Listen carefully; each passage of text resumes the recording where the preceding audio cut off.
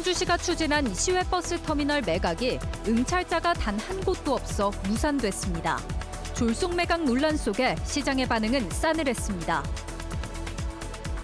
수도권 쓰레기 유입을 두고 비판이 쏟아지자 청주시가 소각업체들과 긴급 협약을 맺었습니다. 하지만 이미 반입 계약이 다 끝난 뒤라 뒷북 행정이라는 비판이 나왔습니다. 동료 의원 징계를 비판했다는 이유로 또다시 징계를 추진하던 도의회가 취재가 시작되자 급히 철회했습니다. 스스로 권위를 떨어뜨리는 촌극이 펼쳐졌습니다.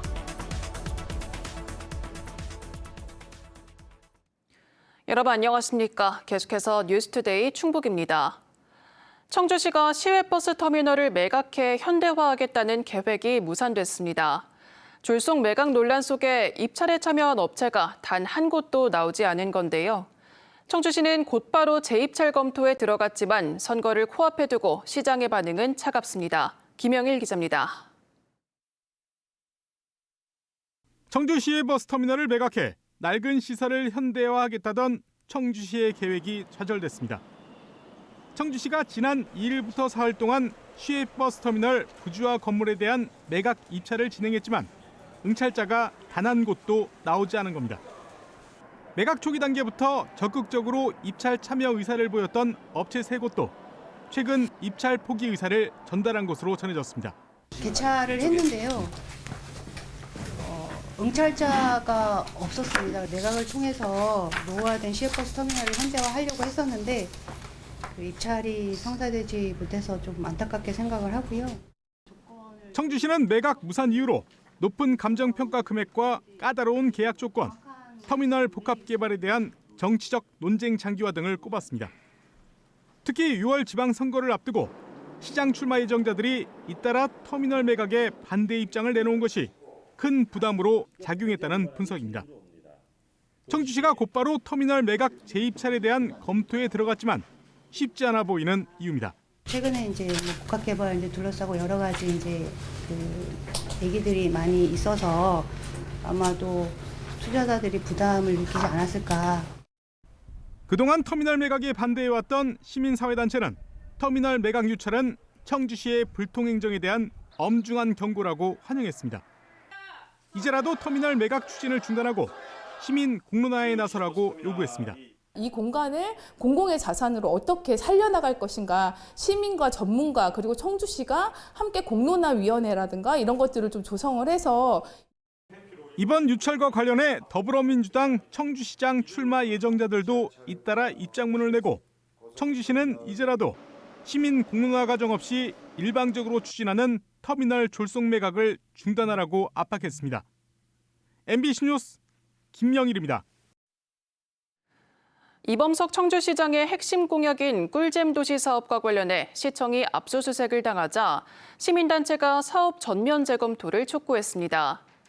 충북참여자치시민연대는 어제 성명을 내고 행정의 공정성과 투명성에 심각한 의문을 남긴 사업이라며 압수수색에 대해 이 시장이 직접 시민 앞에 사죄하라고 강하게 비판했습니다. 이들은 의혹이 제기된 사업들을 즉각 중단하고 원점에서 재검토하라고도 요구했습니다. 저희 연속 보도로 수도권 쓰레기 반입에 대한 비난 여론이 거세지자 청주시가 소각업체들과 긴급 협약을 맺었습니다. 앞으로 수도권 쓰레기를 추가로 가져오지 않겠다는 건데요. 하지만 이미 계약이 다 끝난 마당에 강제성도 없는 약속이 무슨 의미가 있냐는 비판이 나옵니다. 김은초 기자가 보도합니다. 이범석 청주시장과 지역 소각업체 대표들이 마주 앉았습니다. 올해 수도권 지자체와 계약을 맺고 쓰레기를 들여오기로 한 업체들인데 남의 집 쓰레기 태운 연기를 왜 우리가 마셔야 하냐는 시민들의 분노가 들불처럼 번지자 마련된 자리입니다. 청주시는 업체들과 수도권 쓰레기 반입을 자제하자는 업무 협약을 체결했습니다. 올 연말까지 추가 입찰에 참여하지 않고 이미 따낸 계약 물량도 가능한 한 다른 지역에 있는 계열사 소각장으로 넘겨 청주 반입을 줄이겠다는 게 핵심입니다. 리뉴에너지가 전국의 사업장이 굉장히 많죠. 예, 지금 소각장은 8개 운영하고 있고요. 충남에 지금 4군데가 있고 충북에 저희 리뉴 충북이 있어가지고. 하지만 이번 협약이 소 잃고 외양간 고치기에 불과하다는 지적이 나옵니다. 이미 수도권 지자체들의 쓰레기 반출 계약이 모두 끝나 당장 올해 수도권 5곳에서 청주로 들어올 쓰레기만 2만 7천 톤에 달합니다. 가장 많은 2만 1,000톤을 계약한 업체와 3,200톤을 들여오는 업체는 그나마 다른 지역에 계열사가 있어 물량 분산을 기대해 볼 수 있습니다. 하지만 물량을 넘기려면 해당 지자체의 허가도 받아야 하기 때문에 실제 이행될지는 미지수입니다. 게다가 서울 강남에서 쓰레기 2,300톤을 들여오는 업체는 소각장이 청주 한 곳뿐이라 다른 지역으로 넘길 방법조차 없습니다. 근본적으로 이번 협약엔 구속력이 없어 업체들의 호의에만 기대야 하는 상황입니다. 이걸 준비하려고 했었다 그러면 작년에 했었어야죠. 작년에는 아무 대책 없이 냅두고 있다가 지금 이제 와서 1년에서 최소 3년간은 지금 계약이 이미 되어 있기 때문에 그대로 들어오는 거예요. 청주시는 한계를 인정하면서도 업체들을 설득해 반입량을 줄이겠다고 밝혔습니다. 청주 한 군만 운영하지 않고 여러 군데 운영하는 업체도 있기 때문에 기존 계약 물량도 다른 곳으로 반입을 유도하고자 협조를 더하고 있습니다.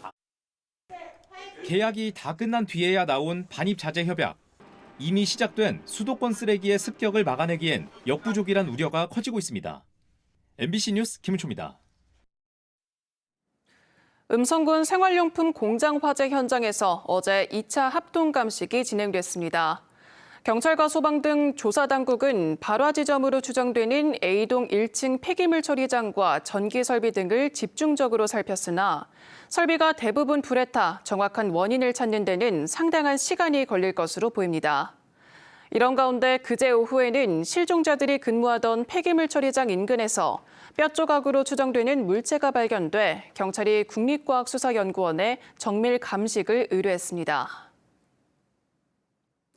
음성노동인권센터가 외국인 노동자 2명이 실종된 맹동면 공장 화재와 관련해 성명을 내고 현장에서 이주 노동자가 이해할 수 있는 실질적인 안전교육이 이루어졌는지 확인해야 한다고 주장했습니다. 이들은 화재 전날 대소면에서 발생한 지게차 사망사고 피해자 역시 이주 노동자였다며 언어 장벽으로 인해 이해할 수 없는 교육은 안전조치 미이행으로 간주해야 한다고 지적했습니다.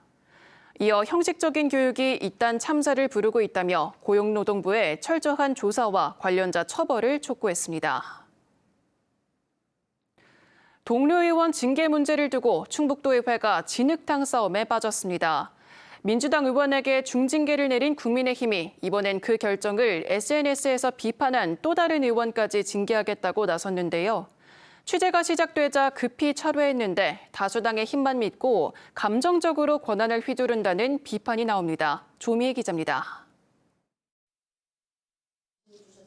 갈등의 시작은 지난달 민주당 박진희 도의원에게 내려진 출석정지 30일 징계였습니다. 당시 민간자문위원회는 시한이 지나 요건이 안 된다고 했고 윤리특위조차 공개사과 수준으로 결론 냈지만 본회의장에서 국민의힘 주도로 징계 수위가 중징계로 격상됐습니다. 그러자 같은 당 이상식 의원이 반발했습니다. 이 의원은 자신의 SNS에 망나니를 보았다. 법리도 절차도 경우도 없었다. 윤석열과 꼭 닮았다며 의회를 비판했습니다. 국민의힘은 즉각 발끈했습니다. 이정범 의원은 사실과 다른 막말로 동료 의원들을 모욕했다며 공개 사과를 요구했고 이 의원을 윤리특위에 회부해달라고 요청했습니다. 품위 유지 의무를 위반했다며 또다시 징계 카드를 꺼내든 겁니다. 도에 지나치는 그런 입에 담지 못할 표현을 하셨기 때문에 그에 대한 사과를 요구했으나 사과를에 응하지 않으셔서 저희 국민의힘 전체 의원님들의 뜻을 모아서 이렇게. 이상식 의원은 입틀막이라며 맞섰습니다. 정치인이 현안에 대해 개인 공간에 의견을 낸 것조차 징계하겠다는 건 표현의 자유를 억압하는 다수당의 횡포라고 목소리를 높였습니다. 그 옛날 윤석열 정권 때 입틀막이라고 많이 유행했었는데 모든 정치인들의 입을 틀어막고 어떻게 토의하고 어떻게 그 지역 현안에 대해서 논의하겠습니까? 전체 35석 중 26석으로 압도적 과반을 차지한 국민의힘이 마음만 먹으면 징계를 좌지우지할 수 있는 상황. 하지만 감정 싸움이란 비판과 함께 언론 취재가 시작되자 기류가 바뀌었습니다. 이양섭 의장과 양당 원내대표가 중재에 나섰고 국민의힘은 징계 요구서를 낸 지 사흘 만에 급히 철회했습니다. 징계하겠다고 으름장을 놨다가 여론이 나빠지자 없던 일로 하는 총극이 벌어진 겁니다. 그 요구 자체가 얼마나 무리했는지를 스스로 인정한 셈이고요. 다수당의 힘으로 밀어붙이던 것을 다시 한번 반복하려 했던 것이고 또 도의회가 원칙이 아니라 눈치로 움직이. 한편 박진희 의원에 대한 출석정지 30일 중징계에 대해 법원은 다음 달 13일까지 징계 효력을 정지시켰습니다. MBC 뉴스 조미입니다. 제천시가 지난 2017년 발생한 하소동 스포츠센터 화재 참사 유족들에게 오는 6월까지 위로금을 지급하기로 하고 이달 안에 지급심의위원회를 구성합니다.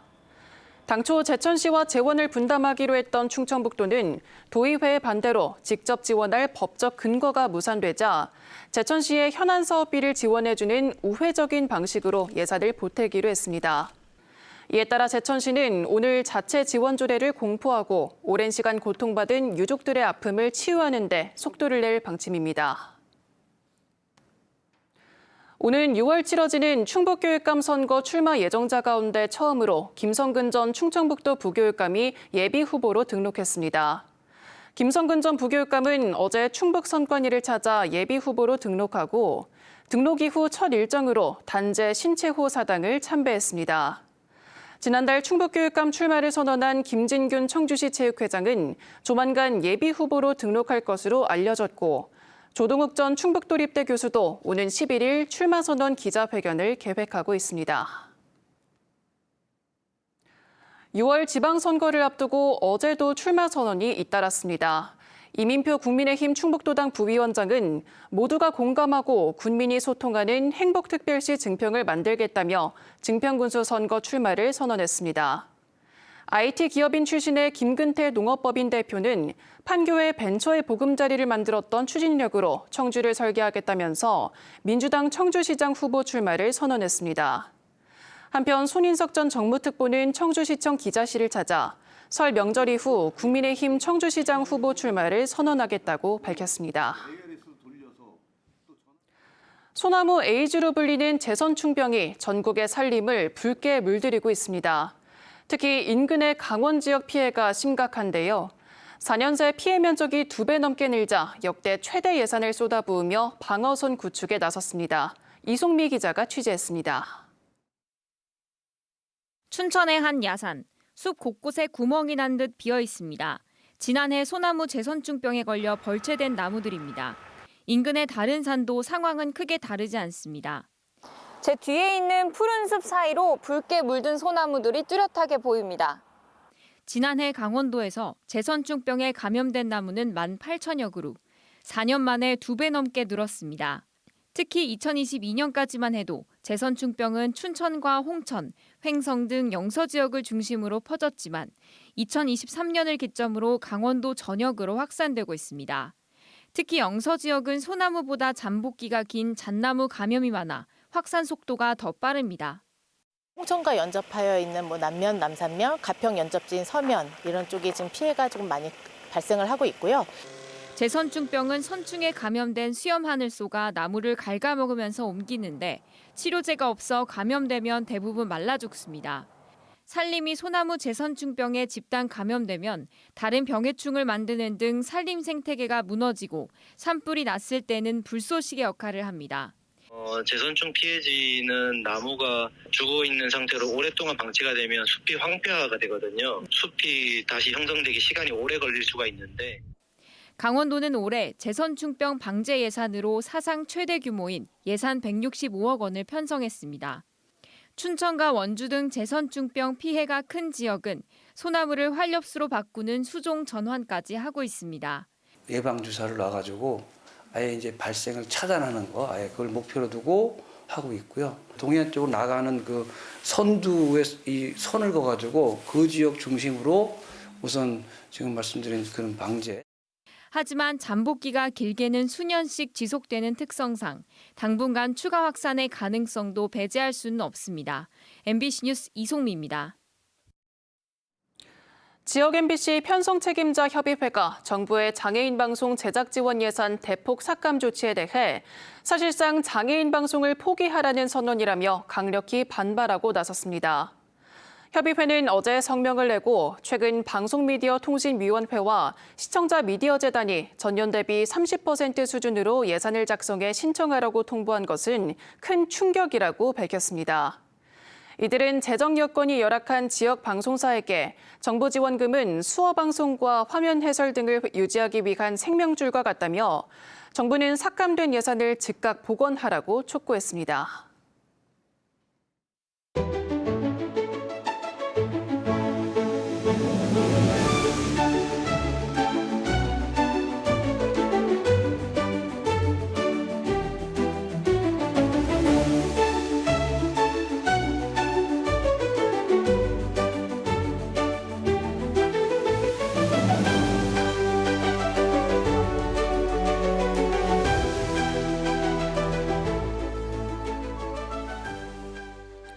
경찰이 날짜가 다른 엉뚱한 CCTV를 근거로 무혐의 처분했던 성추행 피의자가 검찰의 재수사 끝에 덜미를 잡혔습니다. 청주지검 충주지청은 지난해 6월 자신이 운영하는 편의점 여직원을 성추행한 혐의로 60대 남성을 불구속 기소했습니다. 당초 경찰은 범행 시점이 아닌 한 달 뒤에 CCTV를 확인한 뒤 피해자 진술을 믿을 수 없다며 사건을 불송치했습니다. 하지만 기록을 넘겨받은 검찰은 CCTV 날짜가 다르다는 점을 발견해 재수사를 요청했고 보안 수사 과정에서 상습적으로 성적 발언을 한 사실까지 추가로 확인했습니다. 청주 청원경찰서는 청주시청 제2 임시청사가 있는 문화재조창 건물 내 여자 화장실에서 불법 촬영을 시도한 30대 남성을 불구속 입건했습니다. 이 남성은 지난달 27일 오후 문화재조창 여자 화장실 칸막이 아래로 휴대전화를 넣어 불법 촬영을 시도하다 피해 여성이 소리를 지르자 그대로 달아난 혐의를 받고 있습니다. CCTV 추적을 통해 신원을 특정한 경찰은 피의자가 시청 공무원은 아닌 것으로 파악됐다고 밝혔습니다. 올해 충북 지역 교사 임용 시험에서 초등에 이어 중등까지 여성 강세 현상이 뚜렷하게 나타났습니다.